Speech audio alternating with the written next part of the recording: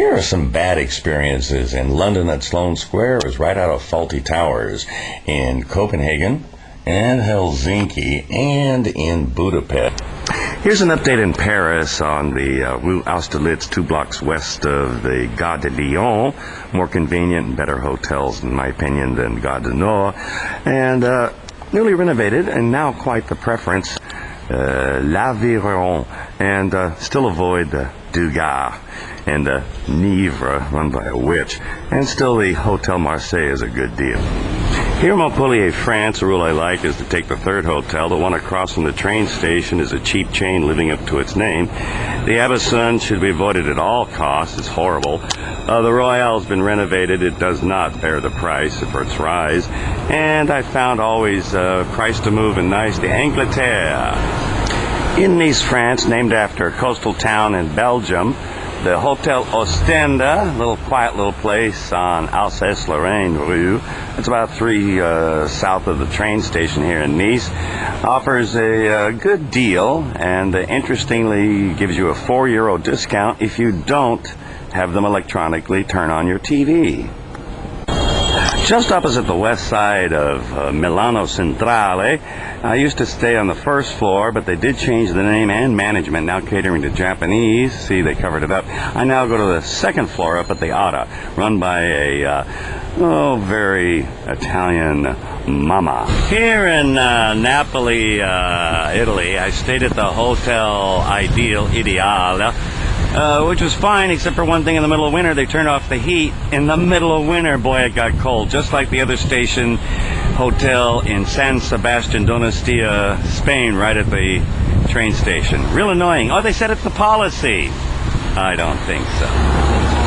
With the train station right here in the heart of Rome, and 2 blocks over on Principe Amadeo, I've grown attached to the Gabriella. Not quite one of my famous price to move hotels, but it's marked with a 1 star, but has the amenities of 3. It's okay. Here in Vienna, I've become quite accustomed and comfortable with the Hotel Congress near the Bahnhof Süd, which is convenient to the east, and it's about 1.5 blocks west of the train station. They're doing some renovation. It's right over there. In Napoli, Italy, I found using my rule of 3 down was far better than the Ideale across from the train station, bearing to the left, and then making a left on Silvia Spiventa. The Hotel Odeon was priced to move. In Barcelona, there is a cheap pension there, which is tedious given the kids, but the Hotel Paseo de Gracia is right at diagonal, 1 block south, 4 blocks north of the train station for the Cercanía regional trains Paseo de Gracia as well. 2 blocks down from the Salzburg train station on Kaiserschützenstrasse, as it becomes Jahnstrasse, there's a pension by the same name run by a nice Chinese couple. Very inexpensive and nice accommodations. Pension Jan. Here at Berlin's Wittenberger U-Bahn stop, probably second to none in terms of the action of Berlin, and price to move on the northwest corner on Ansbacher Strasse, appropriately, is the Ansbach. Good accommodations, very good breakfast, and cheap price. Don't confuse it with the one next door, which is exactly the opposite. Exiting the east side of the Hamburg Hauptbahnhof, and again the third hotel down, going down Bremeraya, is the Kielerhof. It's a pension, it's nice. Don't order the breakfast though. Don't confuse it with the other hotels in this area. Here in Cologne, Germany, if you like, Cologne in Dutch, Colonia in Spanish, we have, the wonderful cathedral right here, and then going straight down, again, 3 is the count, on the left side, 1, 2, 3, there's the Good Sleep. Well, it has a lousy breakfast, lousy room heating, friendly staff, prices are 1/2 everything else. At Metro Annisens, it's really a tram, don't bother paying. That's 2 stops up from the main station, Midi Sud, here in Brussels. It's now boarded downstairs in the station, is the Hotel Mirabeau. Now under Indian management, they've cut corners but have not raised prices. And if you get the exclusive toilet in the hallway, you save an extra €5. Here in Strasbourg, they finally put the big old plastic eggshell around it. And if you go 2 down on the left street there, about at the corner 2 down is the Hotel Bruxelles.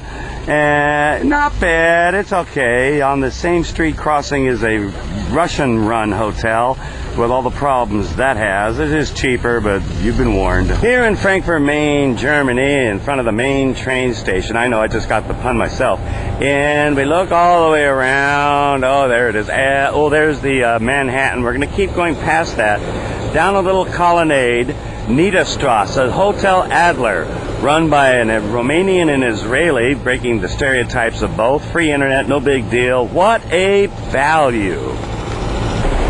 Here in Stuttgart, Germany, I used to stay at the Inner City Hotel at most German train stations, and they used to have a single room that was priced to move, nice breakfast included, called it Einzelzimmer.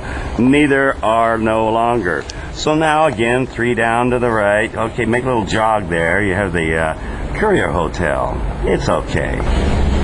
Here in Munich, Germany, München, a block and about a quarter more down Goethestrasse, you might just miss it, is the Munich Inn. I don't longer stay at the Iranian-run pension because they've closed, so the good deal's off, but this one works for me, the Munich Inn. Yes, they were, seems like all a member of a cartel charging the same price. Went back to the first one after the third one, tried a little local language, got friendly, all of a sudden the price fell. In Riga, at the hostel, it was hippie hell, and in Ljubljana, a huge tourist resort, it was dreadful. Here in Nuremberg, Germany, having just come out of the train station there using the pedestrian underpass, and there's that horrible Ibis so-called budget hotel chain. Everything seems to be a profit center. Never a good experience. And of course, 3rd down, here this case on the right, the Deutsche Kaiser. Not cheap, but I found it always a nice experience. Just as Venice, Italy has no nightlife, and a recommendation is to stay in Padua, in Belgium, the same is true for Bruges, Brugge.